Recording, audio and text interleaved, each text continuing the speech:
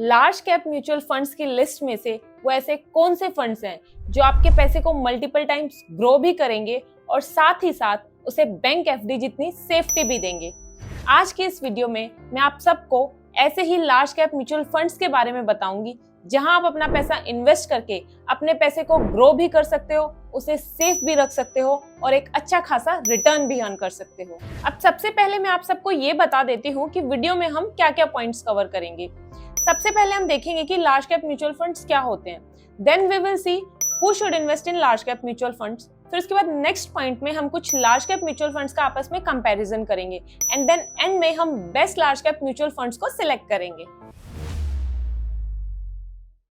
तो शुरू करते हैं हमारे फर्स्ट पॉइंट से कि लार्ज कैप म्यूचुअल फंड्स क्या होते हैं। देखो, लार्ज कैप म्यूचुअल फंड्स में ना आपका पैसा ऐसी कंपनीज के स्टॉक्स में इन्वेस्ट किया जाता है जिनकी मार्केट कैपिटल 20,000 करोड़ से ज्यादा होती है।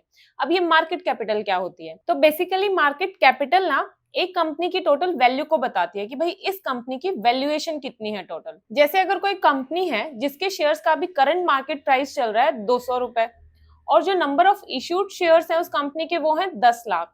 तो अब अगर हमें इस कंपनी की मार्केट कैपिटल को कैलकुलेट करना होगा तो हम क्या करेंगे, शेयर प्राइस को हम मल्टीप्लाई करेंगे नंबर ऑफ शेयर्स से। तो इस केस में हमारा क्या होएगा, 200 मल्टीप्लाई बाय 10 लाख, तो इस कंपनी की हमारी मार्केट कैपिटल आएगी निकल के 20 करोड़। तो ऐसे ही जिस भी कंपनी की मार्केट कैपिटल 20,000 करोड़ से ज्यादा होती है वो सारी कंपनीज लार्ज कैप की कैटेगरी में आती हैं। अब क्योंकि ये कंपनी साइज में इतनी बड़ी हैं और इंडिया की सबसे रेप्यूटेड कंपनीज हैं तो इनमें इन्वेस्ट करना टोटली सेफ होता है। अब सेबी की गाइडलाइंस के according large cap mutual funds में आपके दिए हुए पैसे का मिनिमम 80% अमाउंट है वो लार्ज कैप कंपनीज के स्टॉक्स में ही इन्वेस्ट होगा और जो बाकी का बचा हुआ 20% अमाउंट है वो बाकी सब इन्वेस्टमेंट ऑप्शंस में जा सकता है, रियल एस्टेट में, गोल्ड में या फिर मिड कैप और स्मॉल कैप कंपनीज के स्टॉक्स में। जैसे आपने किसी लार्ज कैप म्यूचुअल फंड में ना 100 रुपए इन्वेस्ट करे तो उसमें से जो आपके 80 रुपए है ना वो लार्ज कैप कंपनीज के स्टॉक्स में इन्वेस्ट होंगे और जो बाकी के बचे हुए 20 रुपए हैं वो बाकी सब इन्वेस्टमेंट ऑप्शंस में जाएंगे। अब आते हैं हमारी वीडियो के नेक्स्ट टॉपिक पर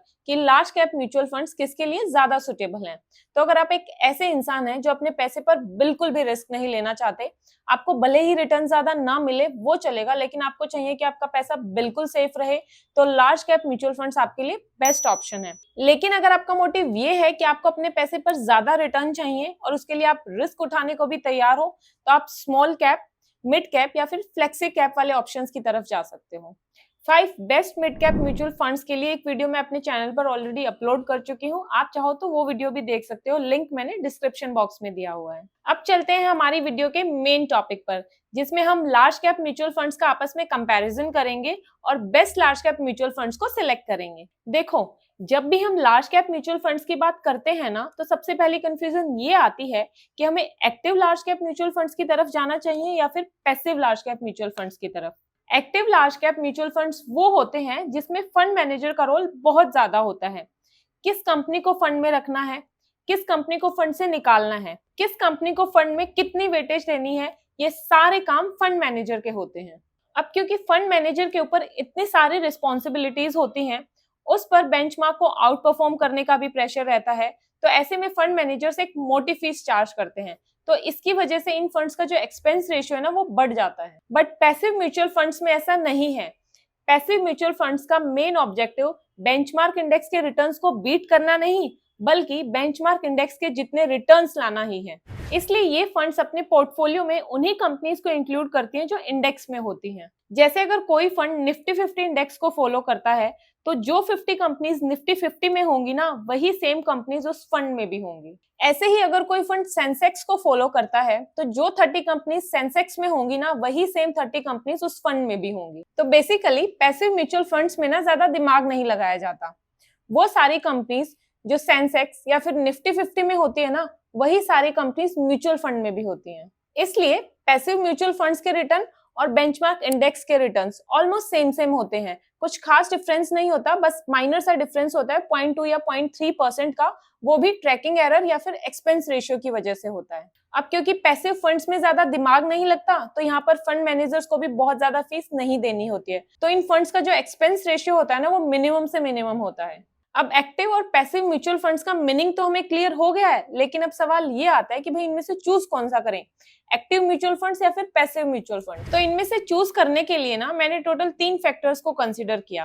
पहले तो मैंने ये देखा कि पिछले 5 सालों में कितने परसेंट एक्टिव म्यूचुअल फंड्स अपने इंडेक्स के रिटर्न्स को बीट कर पाए हैं। फिर मैंने इनके एक्सपेंस रेशियो को देखा और फिर रिस्क को। इन तीनों फैक्टर्स में ये निकल के आया कि भाई पिछले 5 सालों में 65% of the times active mutual funds अपने इंडेक्स को बीट नहीं कर पाए हैं। दूसरा, एक्टिव म्यूचुअल फंड्स का एक्सपेंस रेशियो भी पैसिव फंड्स के कंपैरिजन में ज्यादा है, जिस वजह से उसमें हमारे रिटर्न्स भी कम हो जाते हैं। और तीसरा, क्योंकि हम अभी लार्ज कैप कैटेगरी पर फोकस कर रहे हैं, तो इसमें हमारा मेन ऑब्जेक्टिव रिस्क को ऑलमोस्ट जीरो करना है। इसलिए हम इस उम्मीद में एक्टिव फंड को चूज नहीं कर सकते कि क्या पता वो अगले सालों में इंडेक्स को बीट कर दे। ये चांस हम नहीं ले सकते। इसलिए हमने पैसिव म्यूचुअल फंड्स यानी कि इंडेक्स फंड्स को एक्टिव म्यूचुअल फंड से पहले प्रेफर किया है। ठीक है, अब ये तो समझ आ गया हमें कि भाई इंडेक्स फंड में इन्वेस्ट करना है, पर मार्केट में इंडेक्स फंड भी तो कितने सारे हैं। कुछ इंडेक्स फंड हैं जो निफ्टी 50 को फॉलो करते हैं और कुछ इंडेक्स फंड है जो सेंसेक्स को फॉलो करते हैं। अब हम निफ्टी वाले की तरफ जाएं या फिर सेंसेक्स वाले की तरफ, ये कैसे डिसाइड करें? तो अब इस कंफ्यूजन को दूर करने के लिए ना मैं आपको इन दोनों को कंपेयर करके दिखाऊंगी और इन दोनों को हम 3 फैक्टर्स के बेसिस पर कंपेयर करेंगे।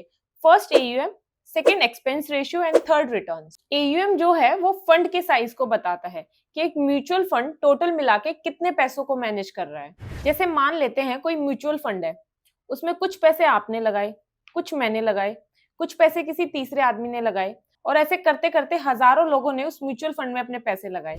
किसी ने 100, किसी ने 1000, 10,000 तो किसी ने 10 लाख लगाए। तो अब सब लोगों का जो टोटल पैसा मिलाकर जो हमारे पास अमाउंट आएगा ना, उसे हम AUM बोलते हैं, यानी कि एसेट अंडर मैनेजमेंट। और AUM जिस फंड का ज्यादा होता है ना, वो फंड उतना ही अच्छा होता है।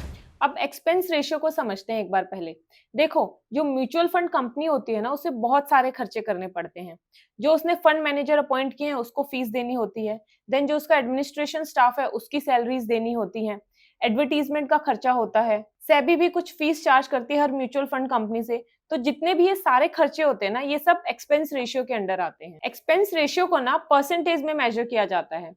सब फंड्स का एक्सपेंस रेशियो अलग अलग होता है उनके खर्चों के हिसाब से। एक्सपेंस रेशियो जितना कम होगा हमारे लिए उतना ही अच्छा है। अब हमारी ये कंपैरिजन वाली टेबल देखते हैं और पता करते हैं कि निफ्टी 50 वाले फंड्स को चूज करें या फिर सेंसेक्स वाले फंड्स को। अब ये 2 टेबल हैं आपकी स्क्रीन पर। टेबल 1 में मैंने उन फंड्स को लिया है जो निफ्टी 50 को फॉलो करते हैं और टेबल 2 में मैंने उन फंड्स को लिया है जो सेंसेक्स को फॉलो करते हैं। इस कंपैरिजन के लिए मैंने सबसे वेल नोन 3 म्यूचुअल फंड्स को ही पिक किया है, HDFC, ICICI प्रूडेंशियल और निप्पॉन इंडिया। अब सबसे पहले AUM के बेसिस पर देखते हैं कि भाई कौन सा फंड ज्यादा बेटर है। HDFC निफ्टी 50 का AUM है 11,887 करोड़ और HDFC सेंसेक्स का AUM है 6,352 करोड़। तो अब यहाँ पर निफ्टी 50 वाले का AUM ज्यादा अच्छा है सेंसेक्स वाले से। अब ऐसे ही अगर हम ICICI प्रूडेंशियल और निप्पॉन इंडिया का AUM देखें तो इसमें भी निफ्टी 50 वाले फंड्स का AUM ज्यादा बेटर है सेंसेक्स वाले फंड से। तो AUM के हिसाब से निफ्टी 50 वाले फंड्स ज्यादा बेटर लग रहे हैं। अब नेक्स्ट अगर हम इनका एक्सपेंस रेशियो देखें तो एक्सपेंस रेशियो में कुछ बहुत ज्यादा मेजर डिफरेंसेस नहीं है और HDFC का तो एक्सपेंस रेशियो दोनों ही केसेस में सेम है, निफ्टी 50 और सेंसेक्स में दोनों में ही 0.2% है। अब रिटर्न्स के बेसिस पर और देखते हैं। तो अगर हम 3 इयर्स का रिटर्न देखें निफ्टी 50 वाले फंड्स का, तो तीनों ही फंड्स का सेम है 15.52%। और अगर सेंसेक्स वाले फंड्स का देखें तो HDFC का 3 इयर्स का रिटर्न है 14.59%, ICICI का है 14.5% और निप्पॉन इंडिया का है 14.62%। तो 3 साल के रिटर्न्स के बेसिस पर निफ्टी 50 वाले फंड्स ज्यादा बेटर हैं। अब अगर मैं इनके 5 साल के रिटर्न्स कंपेयर करूं तो दोनों के ही रिटर्न्स ऑलमोस्ट सिमिलर हैं। निफ्टी 50 वालों के रिटर्न्स 15.6% हैं और सेंसेक्स वाले फंड्स के रिटर्न्स 15.5% हैं। तो इस कंपैरिजन के बाद आप देख सकते हो कि वो म्यूचुअल फंड्स जो निफ्टी 50 की कॉपी करते हैं और वो जो सेंसेक्स की कॉपी करते हैं, इन दोनों में ही कोई बहुत ज्यादा मेजर डिफरेंसेस नहीं है। बट फिर भी अगर हमें इन दोनों में से किसी एक फंड को चूज करना हो तो निफ्टी 50 वाला ज्यादा बेटर ऑप्शन है, क्योंकि इसका AUM और इसके रिटर्न्स थोड़े ज्यादा बेटर हैं एज कंपेयर टू सेंसेक्स। तो ये थी हमारी आज की लार्ज कैप म्यूचुअल फंड्स की पूरी एनालिसिस। अगर आपको मेरी ये वीडियो अच्छी लगी तो इसे लाइक करें। आप चैनल पर नए हैं तो चैनल को सब्सक्राइब जरूर करें। नोटिफिकेशन बेल ऑन करें ताकि आपको आगे आने वाली वीडियोस का नोटिफिकेशन मिलता रहे।